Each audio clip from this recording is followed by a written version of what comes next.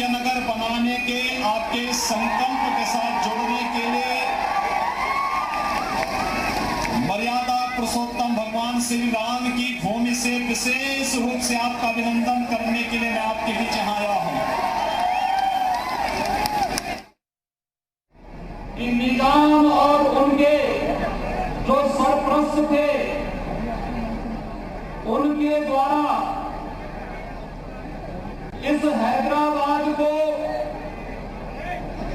पाकिस्तान में शामिल करने या अलग अस्तित्व बना करके इस देश के नागरिकों को यहां पर आने के लिए वीजा की आवश्यकता पड़े, परमिट की आवश्यकता पड़े, इस प्रकार की साजिश को यहां के नागरिकों ने और लोकपुरुष सरदार वल्लभ भाई पटेल जी के नेतृत्व में जो एक आंदोलन प्रारंभ किया था उसकी परिणति है कि आज हम सब यहां पर स्वतंत्र रूप से एक भारत श्रेष्ठ भारत की प्रधानमंत्री मोदी जी की परिकल्पना को साकार करने के लिए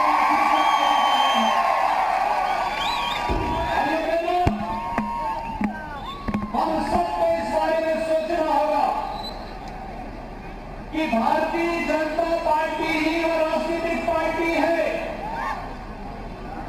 जो यहां पर शहीद हुए उन बलिदानियों का भव्य स्मारक बना करके इस नगर को एक बार फिर से भाग्यनगर के रूप में बदल करके इसका भारत बनाने का कार्य कर सकते हैं।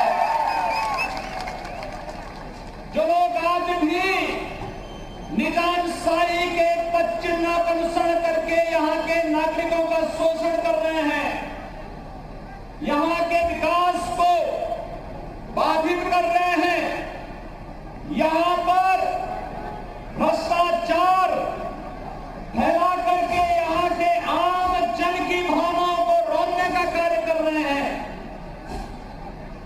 ग्रेटर हैदराबाद म्युनिसिपल कॉर्पोरेशन का चुनाव को जवाब देने के लिए आप सबके पास एक अवसर के रूप में आया है। आप सब जानते हैं देश के अंदर किस प्रकार का परिवर्तन देखने को मिला है। ये परिवर्तन हर एक क्षेत्र में हम सबके सामने स्पष्ट रूप से देखने को मिल रहा है। याद करिए 1952 में कश्मीर में कुछ लोगों ने आर्टिकल 370 लागू करके शेष भारत के नागरिकों के लिए परमिट व्यवस्था लागू करने की चेष्टा की थी।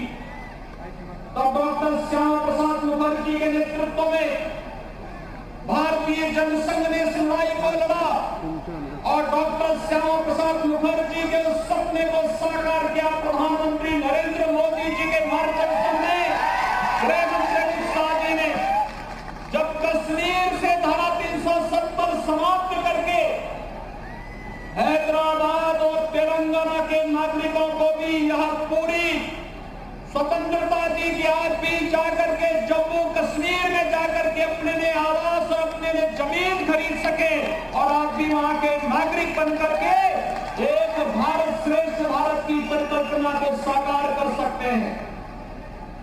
भाइयों बहनों, अयोध्या में भगवान श्री राम के भव्य मंदिर के निर्माण के लिए तेलंगाना से हैदराबाद से भारी संख्या में कार से होते थे। आपके पूर्वज लगातार आंदोलन करते रहे, लेकिन कुछ लोग थे जो आपकी आस्था का अपमान करते थे और वे हर प्रयास कर रहे थे कि किसी भी स्थिति में अयोध्या में मर्यादा पुरुषोत्तम भगवान श्री राम के भव्य मंदिर के निर्माण का मार्ग में प्रशस्त हो। उनका एक ही प्रयास था, लेकिन हम सब आभारी हैं प्रधानमंत्री मोदी जी के 492 वर्षों में जो कार्य नहीं हो पाया, प्रधानमंत्री मोदी जी ने शांतिपूर्ण तरीके से अयोध्या में भगवान राम के भव्य मंदिर के निर्माण का मार्ग प्रशस्त करके एक बार फिर से राष्ट्र गौरव के लिए हम सबको एक अवसर प्रदान किया। नारी गरिमा के प्रतीक को भी सम्मान देने के लिए, आधी आबादी को सम्मान देने के लिए, ट्रिपल तलाक की कुप्रथा को समाप्त करने का कार्य भी किसी ने किया तो भारतीय जनता पार्टी ने किया है। भाइयों बहनों, मैं पूछना चाहता हूं टीआरएस की, केसीआर की सरकार से कि आखिर प्रधानमंत्री आवास योजना का लाभ तेलंगाना में और हैदराबाद में यहां के गरीबों को क्यों नहीं मिल पाता है? भाइयों बहनों, यहां पे केसीआर की सरकार को 6 वर्ष हो गए, तेलंगाना बने हुए 6 वर्ष से अधिक हो चुके हैं। उत्तर प्रदेश में मात्र 3 वर्ष में हमने 35 लाख गरीबों को प्रधानमंत्री आवास योजना का लाभ दिया है। 35 लाख 35 लाख नागरिकों को वहां पर प्रधानमंत्री आवास योजना की सुविधा मिली है। और उत्तर प्रदेश की आबादी 24 करोड़ लोगों में से 10 करोड़ लोगों को आयुष्मान भारत में 5 लाख रुपए की स्वास्थ्य बीमा का कवर भी प्रधानमंत्री मोदी जी के कारण राज्य सरकार ने प्रदेश के अंदर प्रत्येक नागरिक को देने का कार्य किया। मैं पूछना चाहता हूं केसीआर की सरकार को, हाल ही में यहां हैदराबाद में बाढ़ आई थी। अगर प्रधानमंत्री मोदी जी देश के अंदर 12 करोड़ किसानों को प्रधानमंत्री किसान सम्मान निधि का 6,000 रुपए सालाना डीबीटी के माध्यम से ऑनलाइन उनके अकाउंट में डाल सकते हैं, तो फिर हैदराबाद के अंदर बाढ़ पीड़ितों को दी जाने वाली राशि उन गरीबों के खाते में सीधे क्यों नहीं जा पाई है? ये भ्रष्टाचार फैलाने की छूट और एक नोट खसोट की छूट यहां पर आखिर क्यों दी गई? भाइयों बहनों, ये चीजें इस बात को बताती हैं, जिस हैदराबाद के सामने विकास की पार संभावनाएं थी, आज उन सपनों को दूषित करने का कार्य कर रहा है यहां पर एक परिवार और उनकी मित्र मंडली। ये भाइयों बहनों, कोई संदेह नहीं होना चाहिए यहां पर किस प्रकार से यहां पर एक परिवार के द्वारा कैसे लूट खसोट करके एक तरफ आपके पूर्वजों ने निजामशाही के खिलाफ एक लड़ाई लड़ी थी और निजाम के रूप में एक परिवार फिर से आकर के इस पूरे तेलंगाना और हैदराबाद में लूट खसोट का एक नया जरिया बनाने का दुस्साहस करे, ये स्वीकार नहीं होना चाहिए। लोकतंत्र में परिवारवाद के लिए जगह नहीं होनी चाहिए। लोकतंत्र में किसी भी प्रकार की दुर्व्यवस्था के लिए जगह नहीं होनी चाहिए जो एक सामान्य नागरिक को के अधिकार पर कहीं न कहीं कुठाराघात करता हो। लेकिन दुर्भाग्य से यहां पर यहां की टीआरएस की सरकार ने यहां पर उन्होंने एमआईएम के साथ एक गठबंधन करके यहां की जनता की भावनाओं के साथ खिलवाड़ किया है। आप सोचिए, अभी हाल ही में बिहार विधानसभा का चुनाव संपन्न हुआ। भाइयों बहनों, बिहार विधानसभा का चुनाव संपन्न हुआ, जनादेश भारतीय जनता पार्टी गठबंधन को प्राप्त हुआ। श्री नीतीश कुमार जी वहां पर फिर से मुख्यमंत्री बने, एमआईएम का एक विधायक बना। लेकिन उन्होंने जब संविधान की शपथ लेने की बात आई तो उन्होंने हिंदुस्तान बोलने से इनकार कर दिया। हिंदुस्तान के नाम पे शपथ नहीं ली। हिंदुस्तान में रहेंगे, हिंदुस्तान का खाएंगे, लेकिन जब संविधान की शपथ हिंदुस्तान के नाम पे लेने की बात आएगी तो हिंदुस्तान नाम बोलने में संकोच करेंगे। ये एमआईएम की असलियत को बताने का कार्य करता है। और भाइयों बहनों, यह आप अनुमान कर सकते हैं कि बिहार में एक विधायक उनका चुनाव जीतता है, वो इस रूप में अपमानित करने का कार्य करता है आप सभी को। लेकिन यहां पर तो उनके द्वारा सत्ता को जकड़ने का जो प्रयास हो रहा है, जिस प्रकार की धमकियां दी जाती हैं, क्या ये स्वीकार्य होनी चाहिए? क्या ये विकास के लिए अनिवार्य है? क्या विकास अगर देखना है 6 वर्षों में मोदी जी के नेतृत्व में पूरे देश के अंदर जिस प्रकार का विकास हुआ है, जिन गरीबों के पास शौचालय नहीं, स्वच्छ भारत मिशन के अंदर राष्ट्रपिता महात्मा गांधी की जन्म जयंती 2 अक्टूबर 2014 से स्वच्छ भारत अभियान का शुभारंभ हुआ था और गरीब को प्रधानमंत्री मोदी जी ने एक टॉयलेट मुफ्त में देने का कार्य किया, जहां की राज्य सरकार जितना ले जा सकती थी। उत्तर प्रदेश के अंदर 2 करोड़ 61 लाख परिवारों को हमने एक टॉयलेट उपलब्ध करवाया। पूरे देश के अंदर 10 करोड़ लोगों को इस सुविधा का लाभ प्राप्त हुआ। 3 करोड़ गरीबों को देश के अंदर प्रधानमंत्री आवास योजना का लाभ दिया गया। 4 करोड़ गरीबों को सौभाग्य योजना के अंदर फ्री में इलेक्ट्रिसिटी का लाभ दिया गया। प्रधानमंत्री उज्ज्वला योजना में पूरे देश के अंदर 8 करोड़ गरीबों को पूरे देश के अंदर एलपीजी सिलेंडर फ्री में देने का कार्य किसी ने किया? प्रधानमंत्री मोदी जी ने किया। और भाइयों बहनों, आपने देखा होगा कोरोना कालखंड के दौरान फ्री में राशन देने, 1 नेशन 1 राशन कार्ड की व्यवस्था का भी लाभ अगर किसी ने दिया, प्रधानमंत्री मोदी जी ने इस देश के प्रत्येक नागरिक को देने का कार्य किया। हमारा नारा तो एक ही है, सबका साथ, सबका विकास और सबका विश्वास। सबका साथ, सबके विकास के संविधान को आगे बढ़ाने के लिए आज भारतीय जनता पार्टी एक बार फिर से आपके बीच आई है। और ये केवल यहां पर म्युनिसिपल कॉर्पोरेशन का ये चुनाव मात्र नहीं है, ये जनता की बुनियादी सुविधाएं, केंद्र सरकार की योजनाओं को जनता तक पहुंचाने का एक माध्यम बन सके, इस दृष्टि से एक बृहद अभियान का हिस्सा बनाने के लिए आज भारतीय जनता पार्टी आप सबके बीच में इस हैदराबाद में आई है।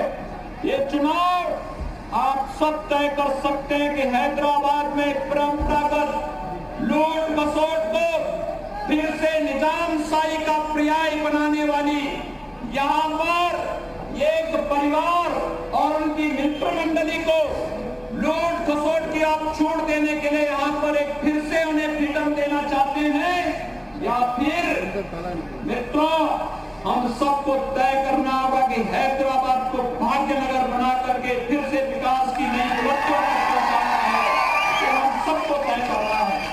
और मुझे बहुत प्रसन्नता है, मैं जानता हूं यहां पर भारतीय जनता पार्टी के कार्यकर्ताओं के साथ यहां की सरकार का रवैया कितना खराब है, कैसे वह यहां पर एक तरफ जनता के हकों को लूट खसोट करने का कार्य कर रही है और दूसरी तरफ भारतीय जनता पार्टी के कार्यकर्ताओं को पीड़न करने का कार्य भी एमआईएम के बहकावे में आकर के करने का कार्य कर रही है।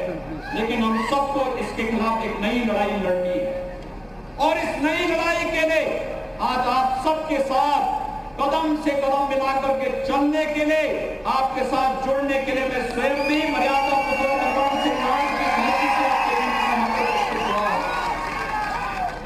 भाइयों बहनों, लोग मुझसे पूछ रहे थे क्या हैदराबाद भाग्यनगर हो सकता है? मैंने कहा क्यों नहीं। उन्होंने कहा कैसे? हमने कहा देखिए, उत्तर प्रदेश में भारतीय जनता पार्टी की सरकार आई, हमने फैजाबाद को अयोध्या कर दिया, हमने इलाहाबाद को प्रयागराज कर दिया, वहां पे गंगा यमुना को पवित्र नदियां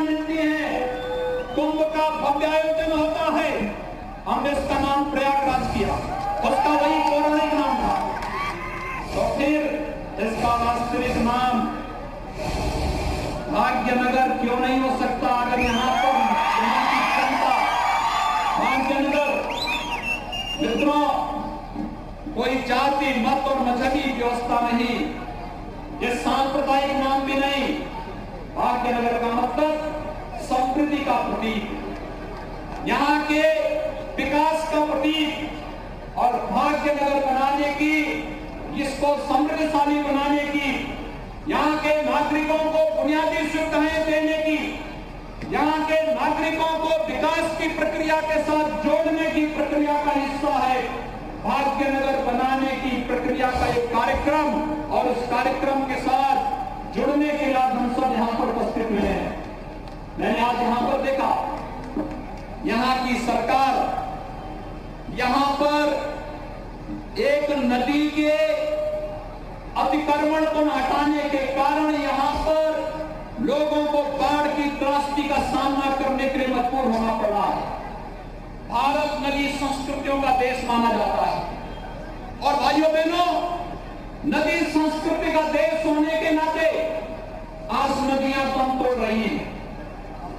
प्रधानमंत्री मोदी जी ने नमामि गंगे परियोजना के माध्यम से उत्तर भारत में गंगोत्री से लेकर गंगा सागर तक अविरल गंगा, निर्मल गंगा के इसको समृद्धशाली बनाने की, यहाँ के नागरिकों को बुनियादी सुविधाएं देने की, यहाँ के नागरिकों को विकास की प्रक्रिया के साथ जोड़ने की प्रक्रिया का हिस्सा है भाग्यनगर बनाने की प्रक्रिया का एक कार्यक्रम।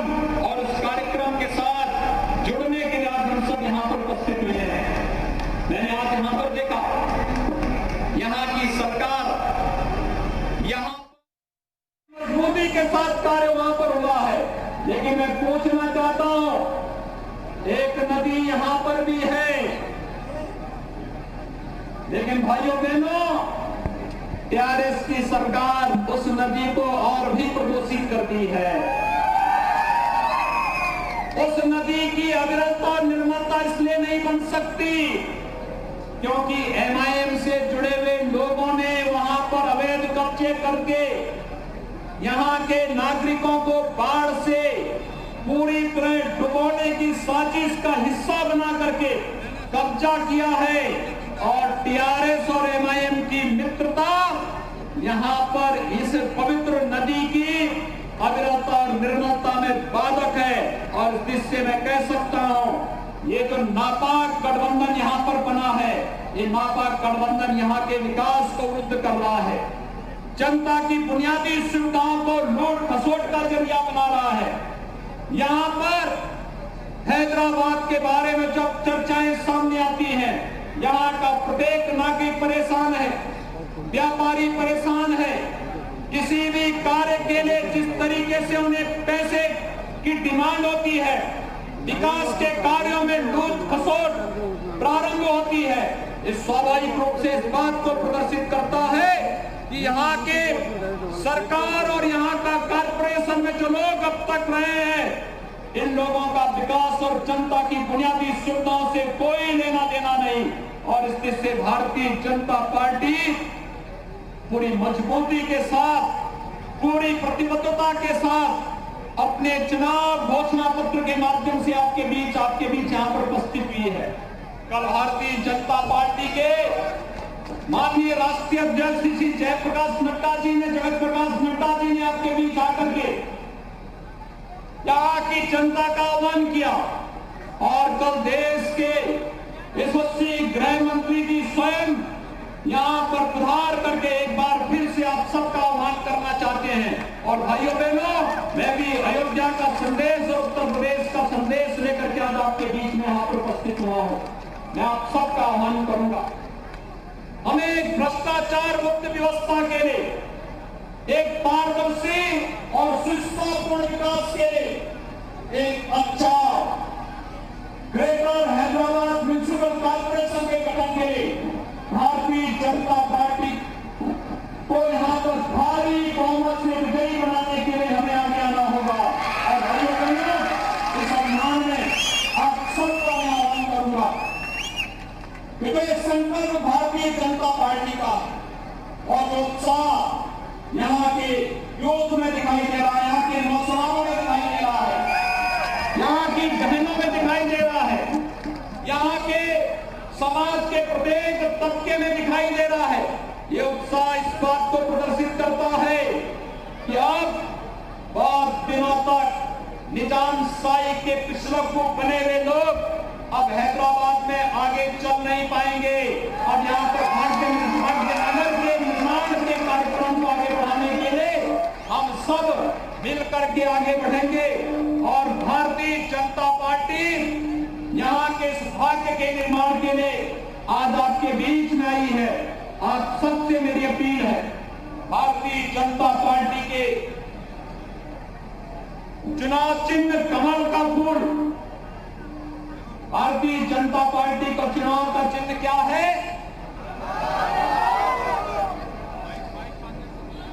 कमल का फूल, लोटस। भारी बहुमत से विजयी बनाएंगे।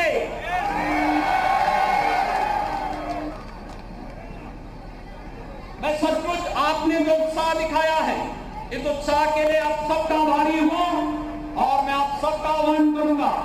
कोविड-19 के खतरों को देखते हुए अयोध्या में जब 5 अगस्त को प्रधानमंत्री मोदी जी ने शिलान्यास का कार्यक्रम संपन्न किया था, तब मेरी हार्दिक इच्छा थी, मैं पिछली बार माननीय मुरलीधर राव जी के साथ उनके पैतृक गांव में गया था और वहां पर मैंने देखा था कि मर्यादा पुरुषोत्तम भगवान श्री राम ने दंडकारण्य में किस प्रकार का जीवन व्यतीत किया था।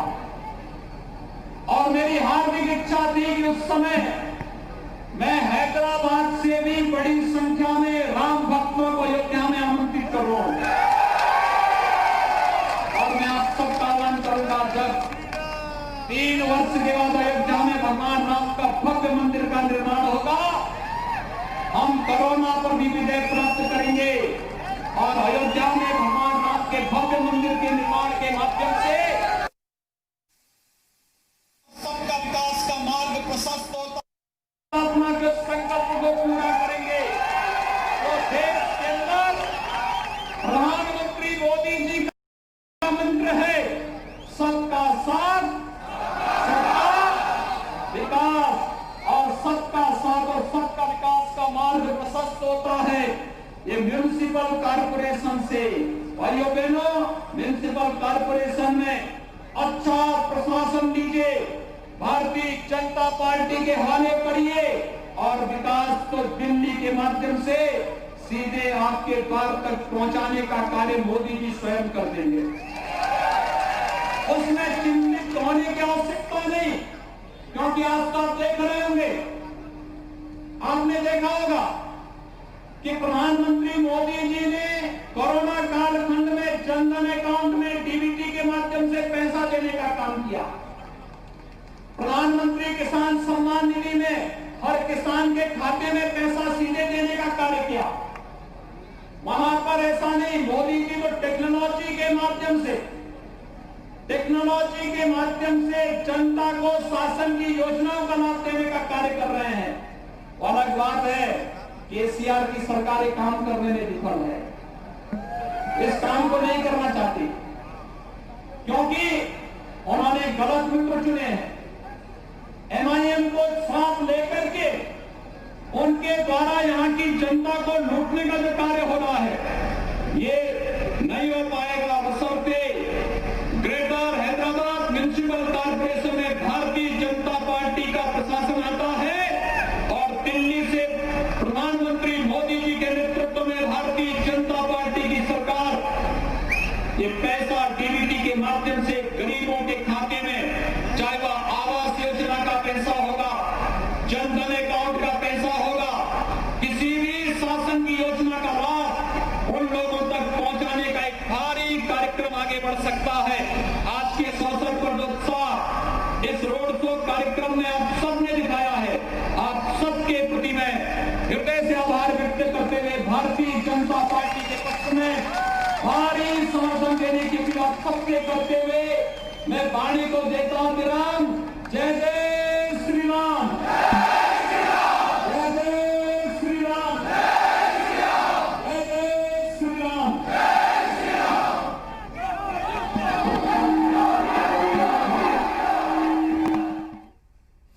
तो हैदराबाद के आप देखिए निकाय चुनाव में किस तरीके से सीएम योगी आदित्यनाथ ओवैसी के गढ़ में उनकी गूंज जो थी वो सुनाई दी और जनता को संबोधित कर रहे थे वहां पर।